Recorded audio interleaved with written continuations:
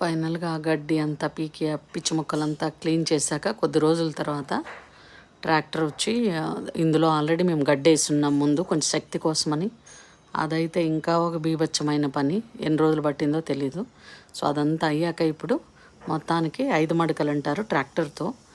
5 మడకలు వేస్తే ఏంటంటే భూమి కొంచెం డీప్గా లోపలికి వెళ్తుంది, కొంచెం కింద ఉన్న మట్టి పైకి, పైన ఉన్న మట్టి కిందకి వస్తుందని ఫస్ట్ రైతులు 5 మడకలే వేస్తారు దేనికైనా.